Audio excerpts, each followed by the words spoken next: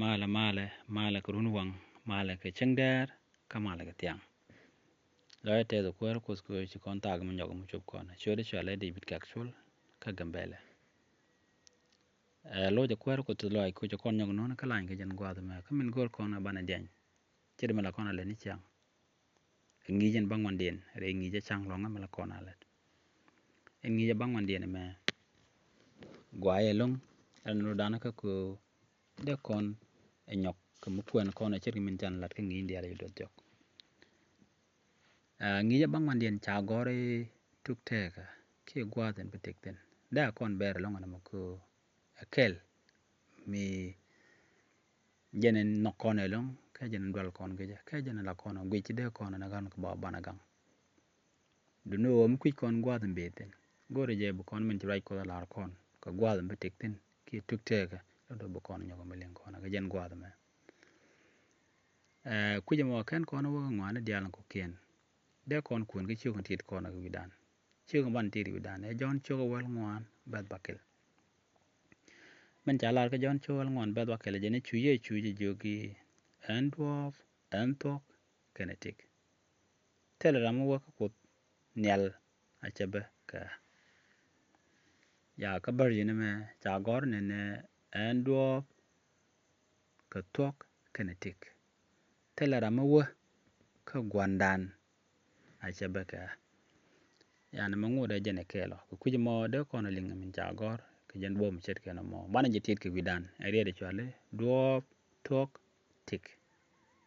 jene bana tit ko bu kon ngi ndialen bana ngi lu do bana galat krede kuje mo ken kono wo nyam long pal ne lo liangu dit ko nyal ken pin gwara mo gon chungni mo de kom kwara de pora lo te long ko da ko jine no ka jen chengdara ma ke run wanga ma ke tiang gon ndiala tin ko bu ne rwani bu ne welen ke bone gwadin ko baga men ci rwani ko jalat ko kuitega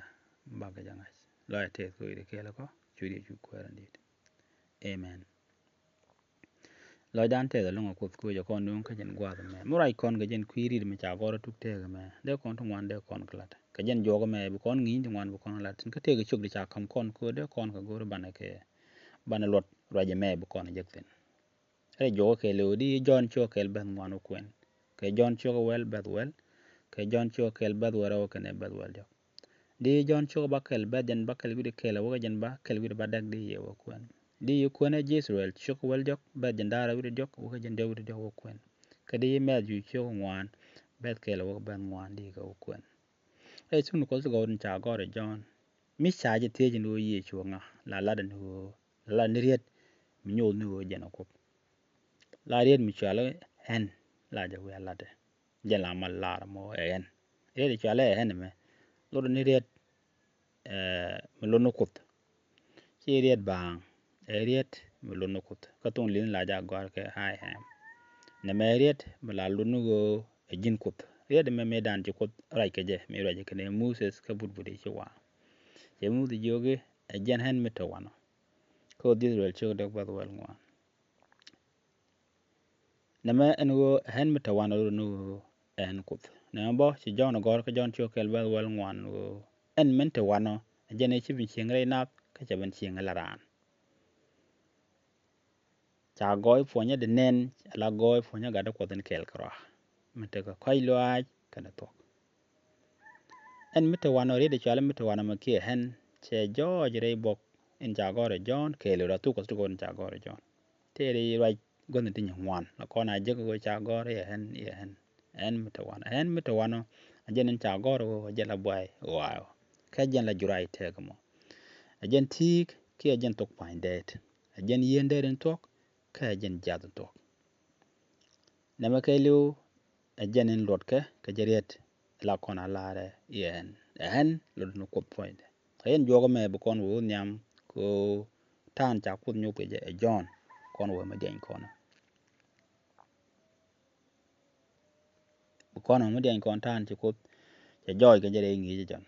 ka bu kon wo nyam balong ko bo bana ka gwi ba me no gotin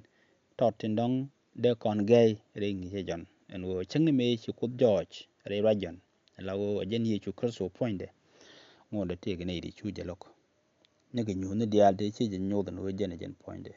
chwe te ne di chu je lok ai de chwale chu thana de loge bu kono den ge lo na dang raw lot kel nyam go bana rogan ko chi kon mi chene me chi kon de lat bu kon kwari ye chu lok cheng men che joy te ga dan la jen kut point de kene wo bu kon ne tin wore ye ga mi chet ken mo bana ga lok bo ko de ga lu jogdi to bi ko kwari ye chu gwe ala jen kan in chala en wala kas chengen jul ke mala kona chol sande do bu kon ngi keltin bu kon lat chima ken ngi ndial kon re do joko ban bo milin kona boga man kon dial tin da ngi ni won men ta gora chengen jul chala reide tik raja me chalat ke jon cho kel bet kelen wo yechu akup kajen kupin gat jon cho kel ben ngwan ta reide tik ka mo ajen boyna nema nyu ko kon wo yechu kurso ajen tik in bete kailu kaje ko jen ajen kup tik de chi tim bo kan kamidu dien ko jen a tik kan tikin tegeje ajen tik ngwan dial ko ken jige tegeje tin dial tin chachak jen tege chuon ko de tige de top ka de nyo ken men ja gor ko jon cho wel bed wel baro ko jen tege tikara tege lwang ko betin gor ke tikbo ba kam tik ka baramo goro mo dera kam tik ba kam tik ile de chale tege che jo ni ko jen de ko bakel re bo tunu ko so ne ja gor jon ala peng chop jandara wi die joy ken ka rai ko chakelo jon cho kel ben ngwan ken be die cha kon la du ne an tege kon re wa me do je kon ka jen ramen bete kaje ala tege kon en tem bak je kon ka kwar no ko jen ngunum anta te kon ke jom chal oxygen o tele chunu ga ko tung noare e jom koch me la wore rembran baran jaga tik mi cha wote ken jiga ka ko chalo na tik win mo na makarade amene tik ndorar point kwana lar mi ko de charan tem o de jon men koch la yi ga kon mrai ga kon ka lingo kon tem ka jal krem dan kap chuong ka kwan tot e jeng le lam ne je kro de ne dum wan de ga liu taram de tik ka chi de liu na ap kro meni kan tin dial cha chak meni juaj meni jen de ga liu ba ko kan dial to tiken ka jom me win ro kam ne kon dial jen ka le bo ga tin che juaj be jen ka juaj be ban ga kon ya re tunu ko so cha gore jon ke liu do tiga me aja latke alatik indorar jon cha raja longa jen kuite ne me alatik en cha ya kon ibu kop akam neke tin ngal ke je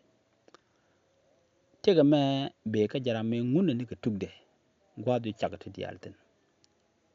re chaka cha nan mo ke tik rame ngunne en tik chaka mi chaka ngwane dial ajen point de bo bitik indorar binun kono la kantega min bajek hon sibat ya mu kon ko nyam gwad me de kono lo ke jen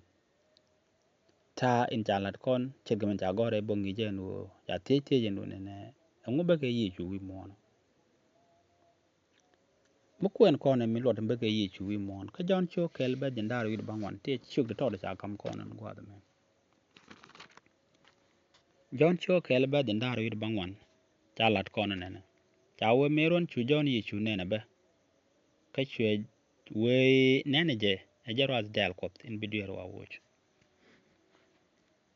red nyama cha gore irwas del kot de ko nung cherte nywan e jon na jarwajo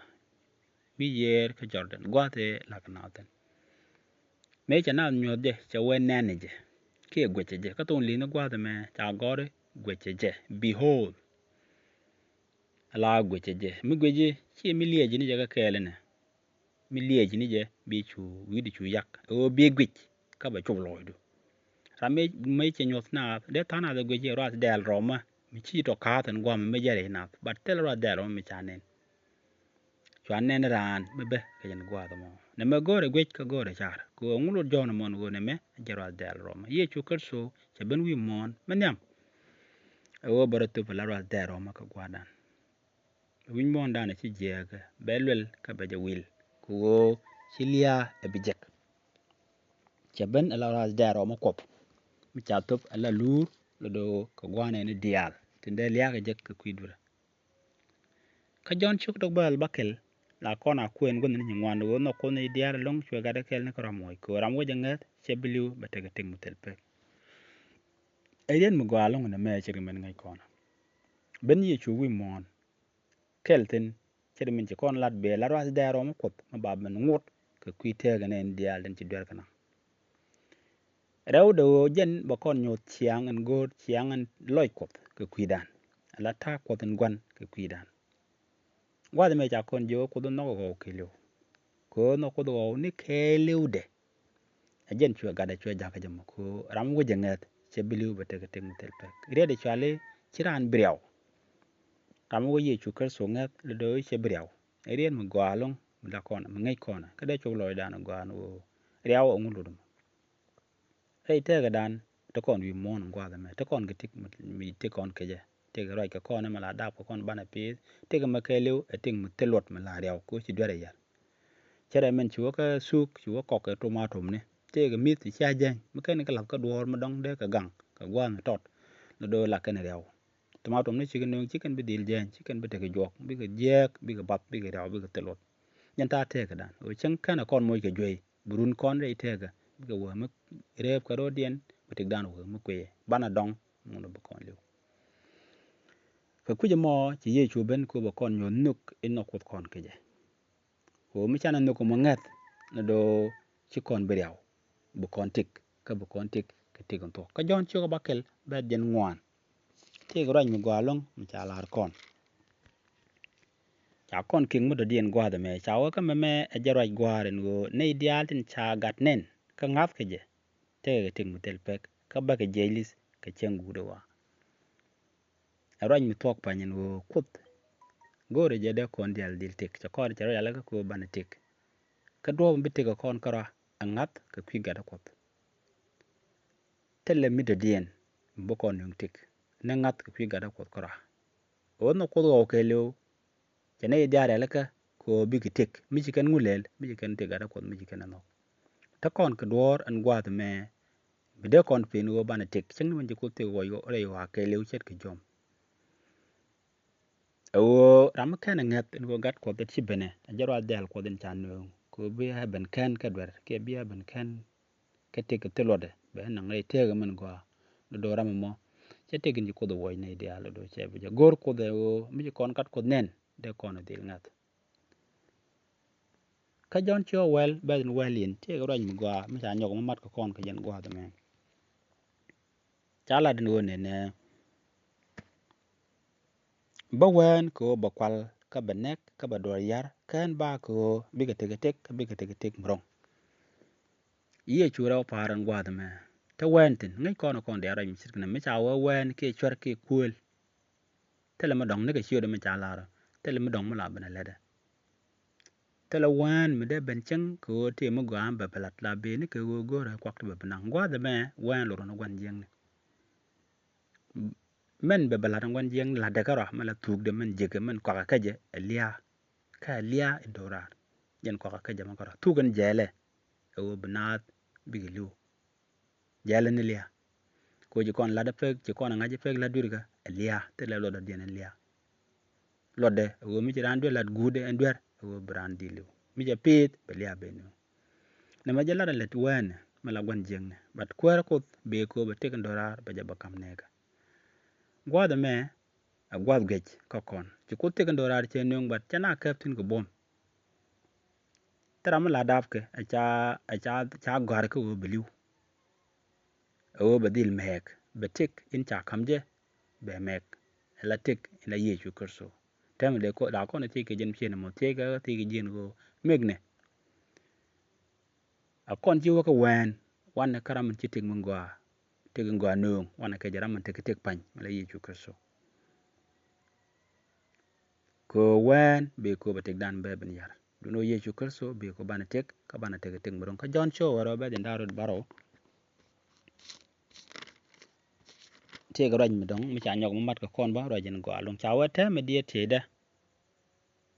elong ka ngu balaro bo wa gwadin kana ka ta ga me he Kwi ka ne me enin be ka ta ga me. Kwi ngo ka be ka ye chu jan ta ga me. Kwi ko ban ka. Cha duo ma dong de la ka. Ma da kan rod baro dil top ka kwi dan. Chet ka me churai ko la. John chu dog ba wel ngwan ba di la ko no chet ka me cha tol kam nel de doar. Ino ba ma garan dil kam nel ni ko ram ko jenga ba te ka ting mutel pe. Tol la gwat cha la dop kana ka jis re doar ka jen gwat e dan. Yedin yan ni cha rit e Moses. Cha ga jogo gwejeje ka biatik. Ye chu lar bo atok pan ka jen gwat me cha ben ka gwa dun. O biyana gwej ka biatik. Mo kon kwari ye chu gwej ka gwa dan. Bu kon tik tele ma dong bu kon pin tik. Ye chu cha ben ko ba ben liu ka gwa dan. Chi kon lia bile jak bu kon jeng ni tik. Ye chu di loy de ko de kon tik rong. Tik mi chi tik ma gam chi tik mi chit ke dun dan me. Goro bne ideal ngat. En rach mi chit ke na men go be ye chu ko ba kon kan tik mrong. Chi tik mi dong kon tin, chi tik mi te kon ka jwatin, chi tik mi te good, tik mi tel pek. Goro ja bana jala ne ideal, bana jangach ka bana jala ne ko kien go chi ye chu ben ko chi tik dan me che bilo ngot ko nyam te ko tel odama. Bana tik mi tel dew kon yu jek tik mi tel dew. Dio di no ye chu be ko ba kon nyot. Ni kwat ka kon. A kon jogre itun ko su go no chi o chu gwar ye nok. La poin gwar nok ye. Tie kon ko nok kon. Cha gade top ko ba kon ngaji nok te ka kon. Mi chane ye chu kar su nen wa bu kon no kwat en gwan bu kon chu nen. Tik ye chu mi chi kon gwej bu kon tik kwat en gwan ka kwi dan bu kon chu nen. Ka kuje mo en go ngai kon ye chu ajala to kon gwan jan re te ga dan go bu kon ngaji chi kan dan che ben ka chi ku dan gwan bo do cha lad mi che lad ko no kon. No kut kon dia. Du no cheng che te kam kon ba. Go re je bu kon ye chu kar su ngat. Mi chane ye chu kar su lok re te ga dan. Wona kon ko wen raman gwan meda min gor wo nang tik dan ba mai ba kon la re riga bana chuj ka chi jan lor kon chak kon go kon tre te ga mo ku mo te ni kut ko ba kon ten ki yeri min ga wan kon lep ka ba kon ko ko ni ye chu ka pal ne ku man kon dial ten kan ko ni ye chu nok ko de ko kut de ka chum ka lang ye ga de man go ne ma jen gun ngi dan bu ko re ke la kon gang ne ga pal la te ku da ku di ken ne nyer kun te gwa din ga jen gwa da mai ne o tik be ka jikra tara den me be ka je ku mo tara ma dong de o ka je jen jin ram da ga rwa ne te ka mane ga chum ne ni chang ni ne ga lang yi ga man ga ko ba wo nyam re ma da ga jire din re ne go chu di chu ko re ndi amen.